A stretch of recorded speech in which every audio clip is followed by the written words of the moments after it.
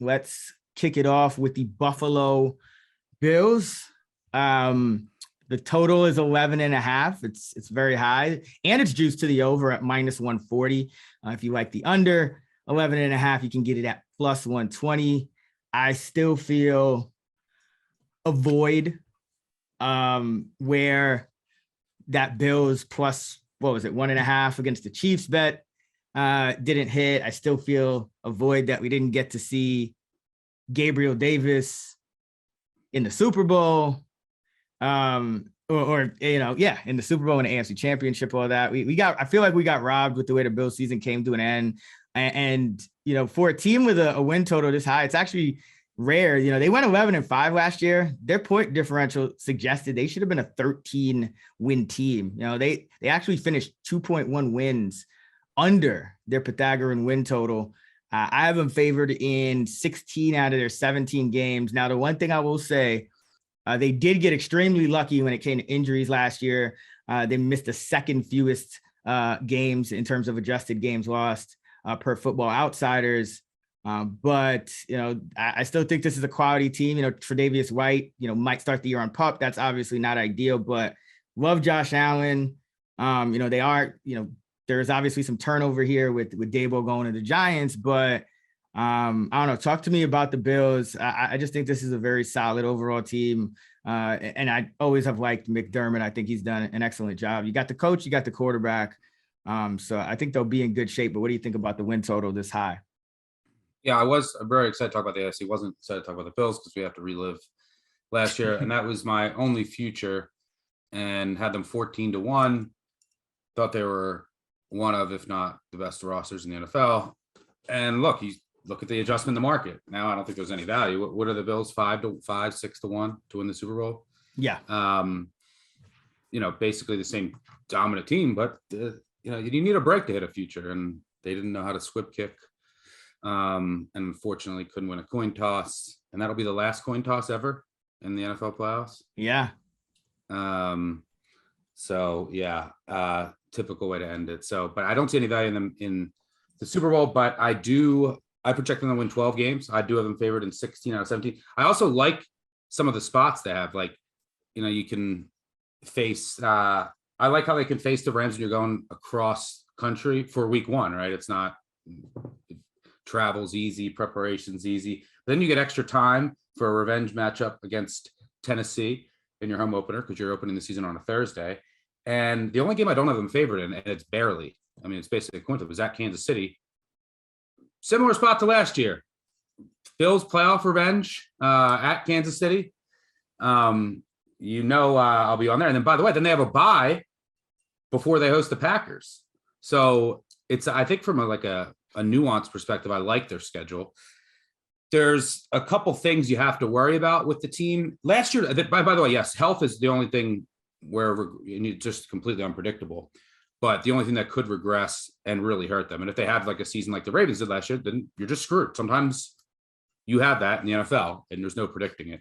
But everywhere else, they were unlucky, right? I think they were 0-5 in one-possession games. If you go deep, if you go 2 or 3 levels deeper into some of their analysis and look at, timing of turnovers, timing of 4th down conversions, they were extremely unlucky. And while they weren't, from an injury perspective overall, they were fortunate. They dealt with a lot of moving parts in the offensive line. And when they had certain combinations in there, the offense, you saw it against Jacksonville. One game that sticks out, their offensive line took a step back. So I'll be watching their offensive line. They have a new zone blocking scheme, new offensive line coach, and Spencer Brown, who I really liked as a rookie, and they thrived when he was in there, right tackle. He's second on the depth chart, and they like this Quisenberry as of right now. We'll see what happens there, but there's a new scheme in the offensive line. That's always something to watch with the Bills. And then the defensive side of the ball, you worry a bit about the age of the safeties, which is always just the Bills have had,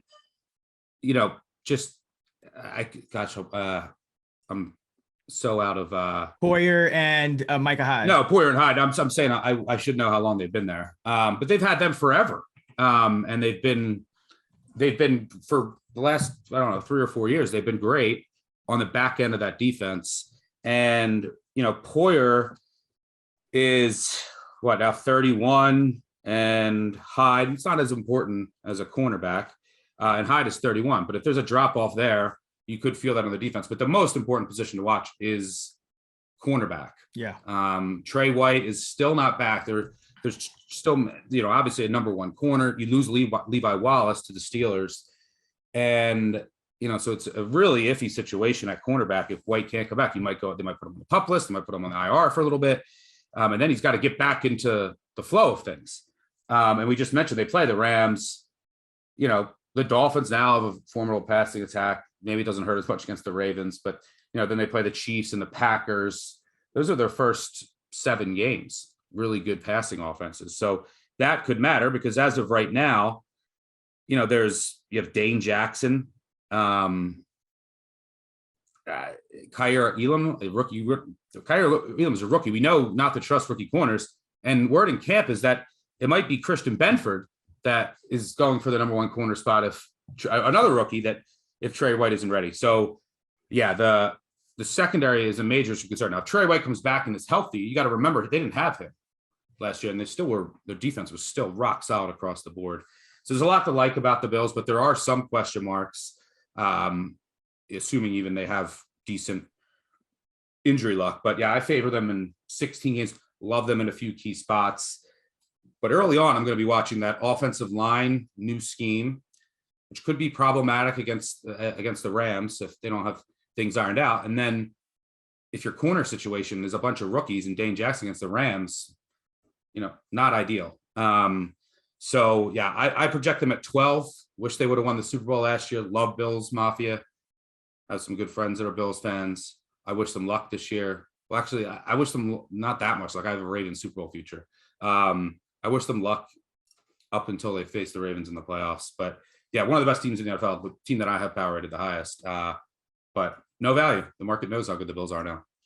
Yeah, because with that juiced up 11.5, you're talking like 11.8. So yeah, I don't see any value, but yeah, I think that cornerback situation is concerning. I mean, this they can win shootouts. That's the thing with the Bills, but and they got Von Miller. I think that'll help on the edge as long as he stays, at the level that he's stayed at, even as he was good at last year. Yeah. He's one of the. I think PFF had him like third in the whole league third among 109 edge rushers, which is very impressive. And Johnson, he's good in the slot, but on the outside, that's going to become an issue when you're putting up 30 points on the other team. So I'm really watching this White news because I think that'll be something to kind of keep in mind. Betting overs early in the year, I think that'll be something to keep in mind. For fantasy and DFS, I think that's the one area where as good as those safeties are, you're going to be able to find space, on the outside with this Bills cornerback situation. But yeah, no value. Let's go to the Dolphins. One of the most interesting off seasons we've seen in a while. I mean, you had it all. You had scandals. You had a new coaching staff. You have a marquee wide receiver jumping ship and Tyreek Hill coming over there. The win total is 9. The over is even money. The under is -120. Another team that got pretty lucky with injuries last year. They were top 4 in terms of fewest adjusted games lost.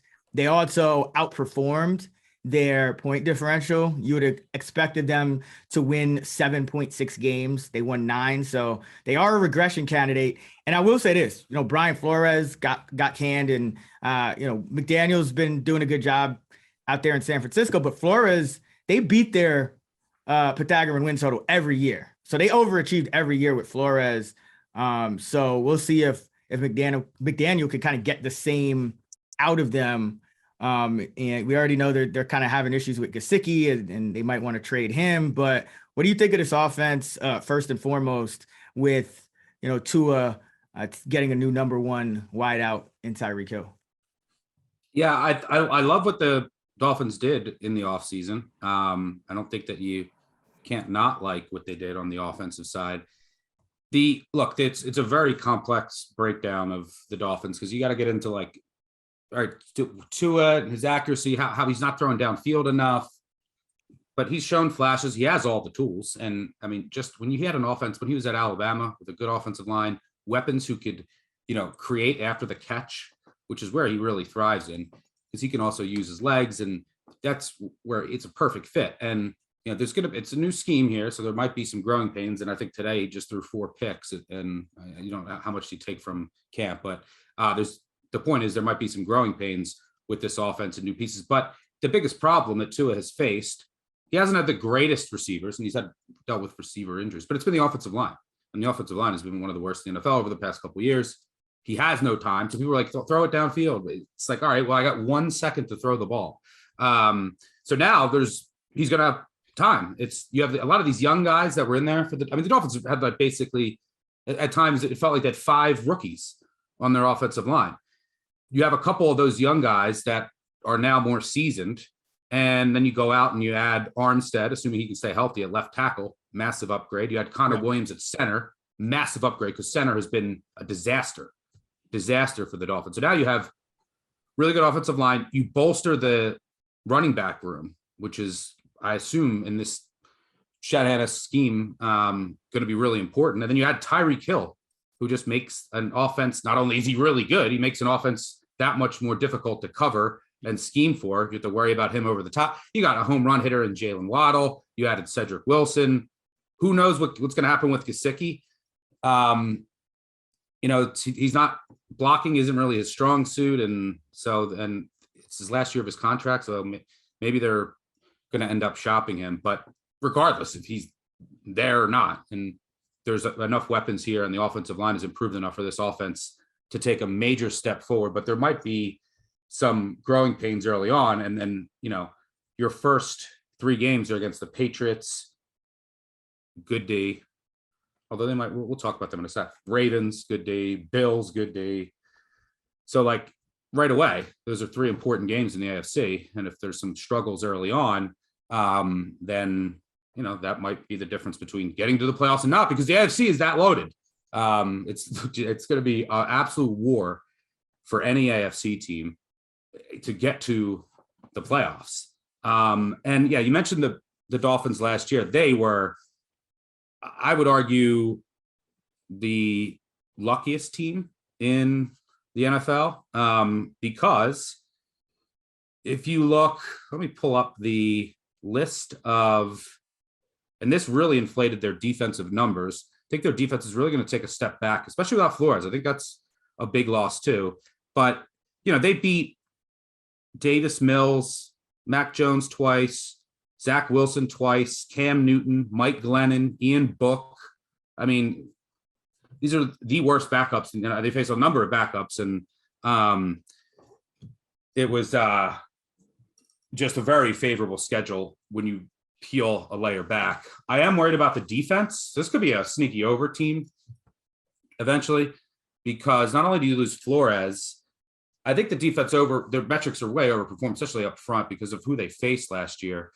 But I'm really worried about, number one, the age of the cornerbacks, as I talk about ad nauseum, but Byron Jones and Xavier Howard, this is a man defense, or it has been, and that's what those corners play. Yep. And that's where you really see a drop off once these corners reach 30-31. And by the way, there is no depth, and this is really concerning early on in the year. You have Byron Jones is not ready to come back yet from surgery. He's still out. They don't know when he's going to come back or if he's going to be ready for the opener. And then they were really counting on Trill Williams, kid from Syracuse. He's out for the year. He got hurt in preseason. And, if you look at the Dolphins' secondary depth right now, you're throwing Nick Needham out on the outside and count on him. And then you're bottom of the barrel for the slot. And Xavier Howard has dealt with injuries too, and they're aging. So I am extremely worried about the cornerbacks, who their man defense drives this engine. Do love Holland, and they have some players in that front 7, but I think the defense takes a big step back. The offense takes a big step forward, kind of wash each other out. Comes down to maybe just a regression, and that hits Miami, and they end up with some growing pains early on, lose some games, and they end up finishing right around 500. I project them at 8.8, and I think their implied win total is like 8.8. So no value, interesting team. Yep, I think they're implied as 8.9. I have them favored in exactly 9. It's not even a hook. So another team, no real value, but I think the defense has some upside. If guys can stay healthy, like you said, I mean, if their secondary performs, if they can kind of get what they usually get from those corners, I mean, like you said, the front seven, Ingram and Wilkins, they got some players there.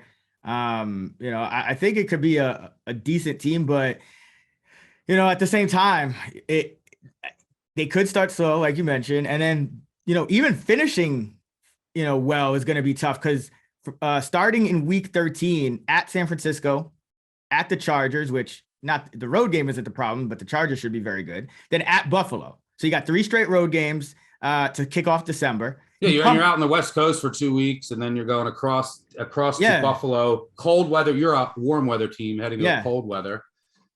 And then you come back from Niners, Chargers, Bills, and you come back, which is, great. But then you have to face the Packers, which, even though they're coming to the warm weather, it's still not ideal in week 16, excuse me. And then you want to get the Packers in Florida in week 1, not week 16. And then you go back on the road. So, so you have 4 back to another cold weather game in New England. Yeah. And then, so you finish with the Jets, which, okay, fine. But like, you might be fighting for that. If you're betting an over, like, you might be either stuck on 9 or stuck on 8 heading into that Jets game. Either way, not ideal. So yeah, I hate that the schedule is brutal from a nuanced perspective. And then I just talked about, might be some growing pains with this offense, right? All these new parts, new schematics, and you might not have Byron Jones early on, and you have a tougher early slate. Yeah. Patriots, Ravens, Bills, Bengals, your first 4. So if you get off to a slow start because of those reasons, and then you're trying to fight for your life late in the year to get over, I wouldn't want to be in that position. Yeah. And it's also no guarantee that, like this whole Tua Tyreek thing works out. Love Waddle, but he's actually been dealing with an injury.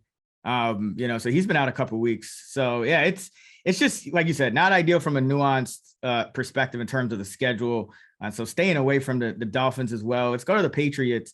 Their win total is 8.5. So right around 500, slightly juiced to the over at -120. So you could call it about 8.6. I think the O-line will still be pretty good. They decently lucky in injury luck last year, 11th fewest adjusted games lost. I have a lot of games with them that could kind of go either way. I have them favored in 6.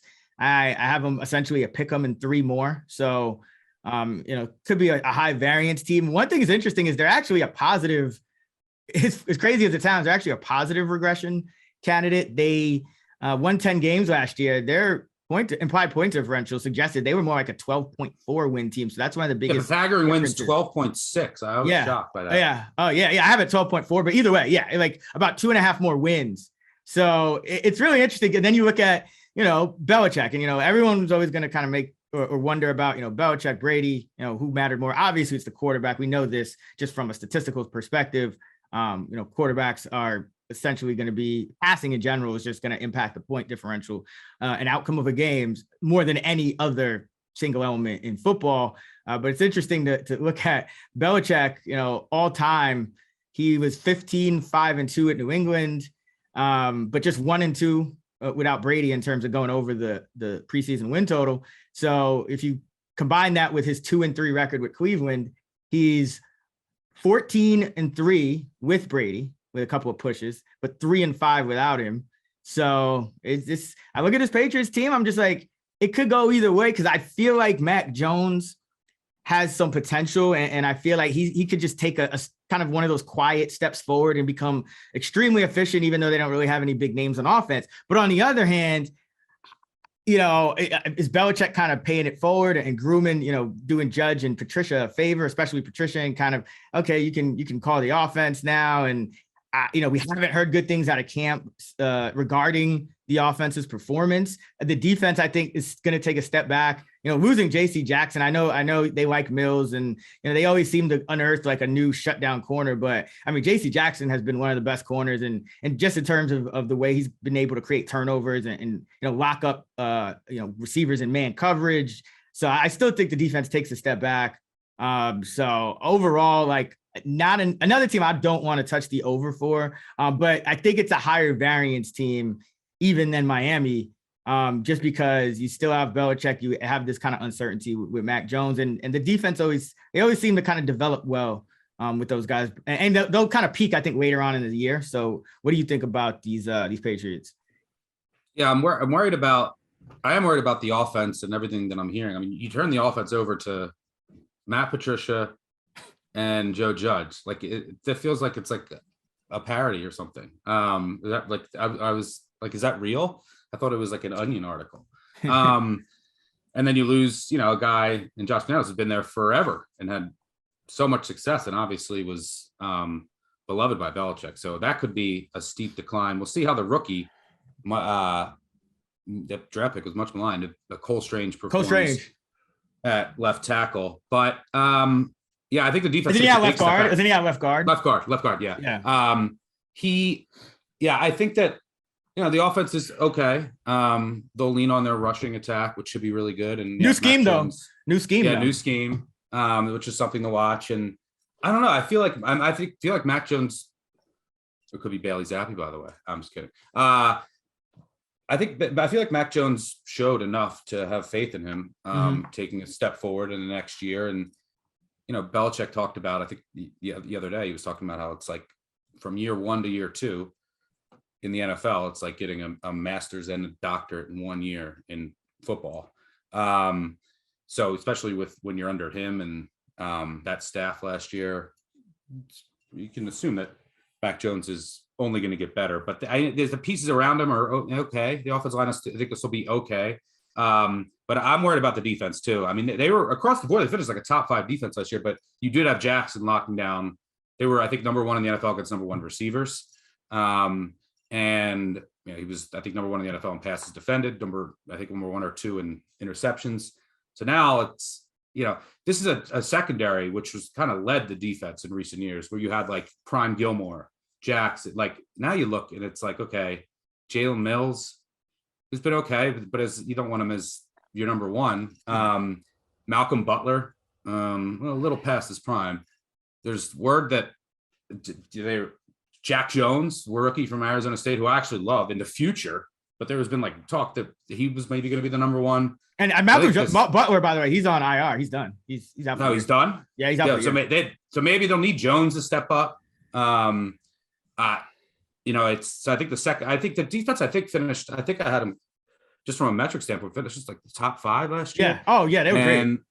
But I think that they're gonna be a slightly below average. That's what I haven't projected at. Maybe Belichick proves me wrong, but I think the loss of Jackson, the linebacker group is pretty underwhelming. They'll need, you lose a couple other guys that were important and versatile, a guy like Van Noy.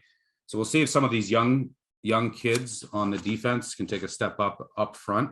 But I think that the secondary could be in for some trouble. There's a lot. And there's, if you look at the Patriots schedule, I don't like it. I know I project them at 8-6 and they're at 8-6. I have some bets coming. Don't worry, everyone's listening, but not so far. They start off, we talked about the defensive issues. Potentially, we talked about a new offense, new scheme. There's some questions with the offense. So if they get off to a slow start, which they're, at Miami, at Pitt, Ravens, at Packers, first 4, not easy.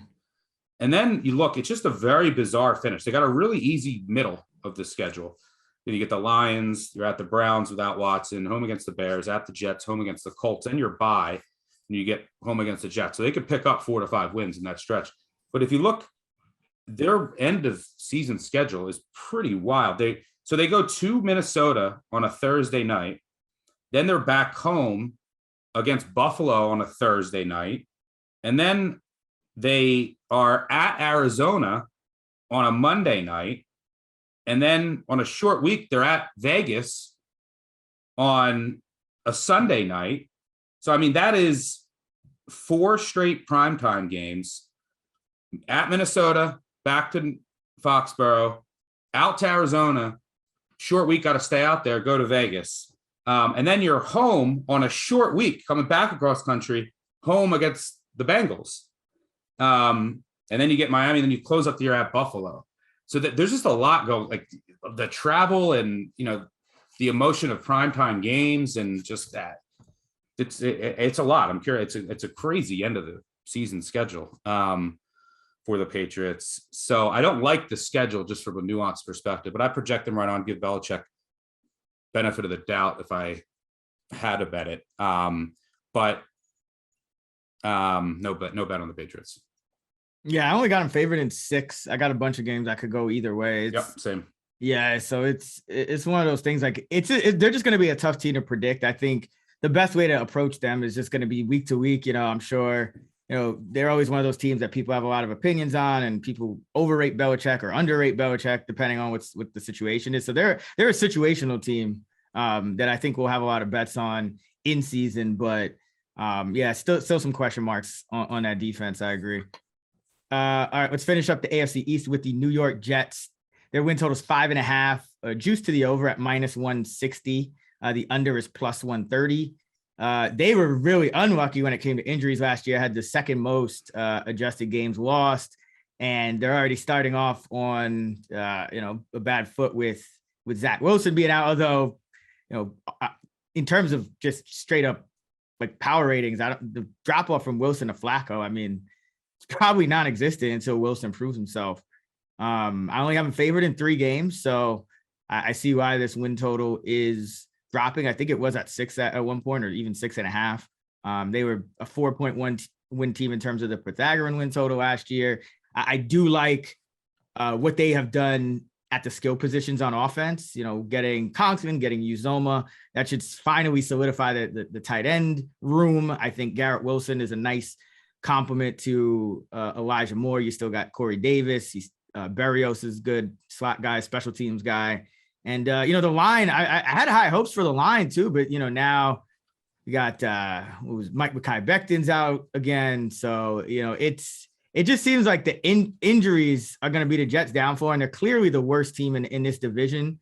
So, I don't have a lot of, I still think they're a year away at least. But what do you think? Yeah, here's a bet. I did play the Jets under. Liked it better at 6, but I also played some 5.5 plus money. I project them at 5 on the dot, and this really comes down to if you believe in Zach Wilson or not. Some people do for some reason. Like I see like TikToks running the people that are just like Zach Wilson is. I'm like, what did you see last year to believe that? He had one of the worst rookie seasons in the history of the NFL statistically. I didn't see anything to make me believe that'll change. And now he's out. Like these are valuable. This is valuable time where you're getting reps. And I like the receivers. Yeah, Becton's a big loss. This is still one of the worst defenses in the NFL. And I like where they're headed. And I think there's light at the end of the tunnel. Jets fans, I love their draft. Sauce Gardner is my guy. And by the way, speaking of corners, I failed to mention Terrence Mitchell, who I'm not a fan of. That's another who's going to be in the rotation for the Patriots. And then they have like 3 Joneses. You have Jonathan Jones, Marcus Jones they drafted, Jack Jones they drafted. I'm going to get confused with which Jones is starting. Keep it up with the Joneses. That should be the secondary theme for the Patriots this year. But anyway, I digress. So the defense still working. I love Sauce Gardner. I think he's a future All-Pro. But Patrick Peterson is like the exception, where you come in and then you dominate as a rookie. So you can't really expect much. You just hope he's not Okuda. And there's gonna be some growing pains. That's to be expected. It's okay. It's a lot different game in the NFL playing cornerback. And then you look at the schedule. They're in the AFC too. Like it's brutal. I think that the Patriots are who they are. I think the Dolphins got better. The Bills are one of the best teams in the NFL. That's just your division. And go out to the other divisions in the AFC. It's tough sledding. So yeah, I project them right at 5, and it basically just comes down to I don't believe in Zach Wilson. If someone out there does, you probably like the Jets to go over. But yeah, I have them with the 8th hardest schedule too. It's like this is a team that finished in last place. That's what you get in the AFC. you start with the Ravens, then you get the Browns without Watson, but you're on the road. Then you're home against the Bengals, and you're at the Steelers, home against the Dolphins, at the Packers, at the Broncos, home against the Patriots, home against the Bills. Then you're bye. Where's the win? Like they'll probably get a win or two, but like Jesus. And no, then they can start 0-10. They can start 0-10, legit. Yeah, then you're at the Patriots, and then finally it's like, all right, we're home against the Bears. Are you that confident they're going to beat the Bears? I have them favored in that game, but barely. Yeah. Then they're at the Vikings, at the Bills, and they're home against the Lions. Again, that's the two games I haven't favored in. I haven't favored by under a point. So, and it's the Lions and Bears. Oh my, at home. And then I have them. Actually, have them a dead. I had point like marginal points. They get the Jags at home too. So you better hope they win all three of those games. Then you're at Seattle, all the way across country, and then you come back for at Miami to close out the year with 2 straight road games. So I don't like the schedule. I just like, where are the win? You better hope they beat the Bears, Lions, and Jags. And I think the Lions and Jags could be improved this year. You better beat those teams at home if you bet this over. And then you got to find 3 other wins. And that's hard to find on this schedule. So 5.5 is a low number in the NFL on the 17-game schedule, but 5.5 under plus money. I'm not a believer in Zach Wilson. That's basically what it boils down to. Yeah, I like this under as well, especially because you're still getting it at plus money. And like I said, I think there's a legitimate chance for a 0-10 or a 1-9 start. You know, when you look at that early season schedule, those first 10 games, I think the best opportunity for a win you see is at Cleveland with Jacoby Brissett starting, but that's still in Cleveland. That's still a team with a good O-line. That's still a team, you know, that's the dog pound. They still have a run game. You know, their offense is going to be better than the Jets and they're at home, right? So, and their quarterback is arguably going to be no worse than the Jets starter, whether it's Flacco or Wilson. So, I don't know how you get to 6 wins if you're looking to bet an over, but I see a lot of ways to get to, 5 or fewer wins because Bears at home, Lions at home, Jags at home. Luckily, you get all 3 of them at home. You have to pretty much run the table there. Then, you have Seattle on the road in week 17. You probably need that one to get to 4. Maybe you get Cleveland, that's 5. And then you have to steal one in the division to get your 6. But that's asking a lot. Like, these games, we talk about, they're Detroit, all coin flips. Yeah, they're all coin flips.